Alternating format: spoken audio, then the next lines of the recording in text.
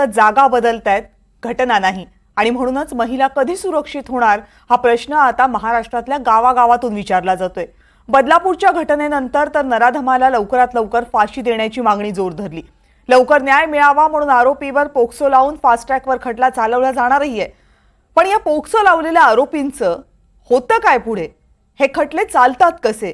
या सगळ्याचा शोध जेव्हा आम्ही घेतला तेव्हा आम्हाला सापडलं एक धक्कादायक वास्तव, जे आज आम्ही तुमच्या समोर मांडतोय।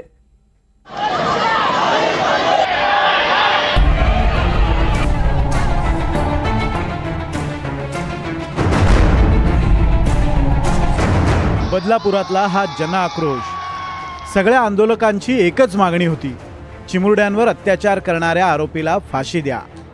फाशी द्या या मागणीसाठी तब्बल 10 तास बदलापूरकरांनी रेल रोको केला। आरोपीवर पोक्सो लागला, आरोपी गजाआड झाला।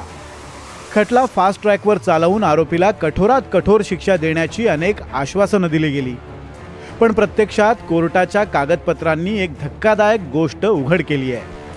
गेल्या महिनाभरात मुंबईत पोक्सो लावण्यात आलेल्या तब्बल 34 नराधमांची निर्दोष सुटका झाली आहे। लैंगिक अत्याचारापासून अल्पवयीन मुलांचं संरक्षण करण्यासाठी 2012 मध्ये protection of childrens from sexual offence म्हणजेच पोक्सो कायदा करण्यात आला। जगात 18 वर्षाखालची सगळ्यात जास्त मुलं ही भारतात राहतात। राष्ट्रीय गुन्हे नोंदणी विभागाच्या आकडेवारीनुसार 24% बालकांवर लैंगिक अत्याचार होतात।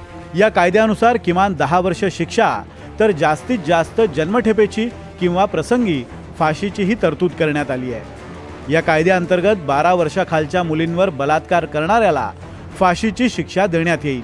आणि ती का वेळेत जर तक्रार दाखल नाही झाली आणि मेडिकल वेळेत नाही झालं तर समजा आज जर FIR न घेता 2 दिवसांनी घेतला तर विटनेसला जो ॲक्यूज आहे, आरोपी आहे, तो थ्रेटनिंग करू शकतो। त्याचबरोबर जे काही एव्हिडन्स आहे, पुरावे आहेत, तो नष्ट करू शकतो। तर तिथे कुठेतरी एक पोलीसचं जे अधिकाऱ्यांचा निग्लिजन्सपणा जो आहे त्याच्यामुळे तो सबळ पुरावा कोर्टाच्या रेकॉर्डवर येत नाही। आणि बऱ्याचदा असं होतं की केस जरी रजिस्टर झाली तरी त्यामध्ये इन्व्हेस्टिगेशन, त्याची चौकशी हे व्यवस्थित होत नाही आहे, हे इथे दिसतं। आणि त्याच कारणास्तव केस कितीही खरी असली म्हणजे केसमध्ये प्रायमा फेसी जजेसला दिसत असतं की ऑफकोर्स तिथे अन्याय झालेला आहे, परंतु पुरावे जेव्हा एव्हिडन्स लीड करतो, जेव्हा कोर्टामध्ये ट्रायल चालते तेव्हा पुरावे नसतील तर मग कुठे ना कुठे आरोपी त्यातून सुटतो आणि हा खूप बॅड प्रेसिडेंट आहे। राज्यातले पोलीस मात्र या खटल्यात योग्य पुरावे सादर करू शकत नाहीत असं न्यायालयाच्या आकडेवारीवरून समोर आलंय। मुंबईत फोर्टमधल्या सत्र न्यायालयात पोक्सोची 6 विशेष न्यायालयं आहेत। 24 जुलै ते 24 ऑगस्ट या महिन्याभरात मुंबई सत्र न्यायालयात पोक्सो लावलेल्या 34 नराधमांची निर्दोष सुटका करण्यात आली आहे। पोलिसांच्या तपासातल्या विसंगती आणि ठोस पुराव्यांच्या अभावी ही सुटका करण्यात आली आहे। फक्त 3घांना दोषी सिद्ध करण्यात सरकारी पक्षाला या महिन्याभरात यश आलं। पोक्सोच्या गुन्ह्यात आरोपींची जामिनावर सुटका होण्याचं प्रमाणही जास्त आहे।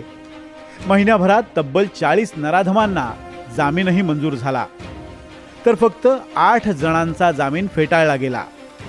पोक्सो खटल्यात निर्दोष सुटकेच्या निर्णयाला उच्च न्यायालयात आव्हान देण्याचं प्रमाणही फारच कमी आहे। अत्याचाराच्या घटनांमध्ये न्यायवैद्यक चाचणीचा अर्थात फॉरेन्सिक विभागाचा पुरावा अत्यंत महत्त्वाचा असतो। मात्र फॉरेन्सिक लॅबोरेटरीमध्ये पुरेसं मनुष्यबळ नसल्यानं या चाचण्यांचे अहवाल वेळेवर मिळत नाहीत। पोक्सोच्या अनेक प्रकरणात पोलिसांकडून तक्रार दाखल करून घ्यायला सुद्धा उशीर होतो, त्याचाही न्यायवैद्यक चाचण्यांवर विपरीत परिणाम होतो। लहान मुलांवरचे अत्याचार थांबवायचे असतील तर कायद्याची जरब बसायलाच हवी। कायद्याची जरब बसवणं ही पोलीस आणि न्यायालयाची जबाबदारी आहे। मात्र पोक्सो दाखल झाल्यावरही यंत्रणेमध्ये जर एवढ्या सगळ्या त्रुटी असतील तर खरंच न्याय मिळेल का? भाग्यश्री प्रधान आचार्य, NDTV मराठी, मुंबई।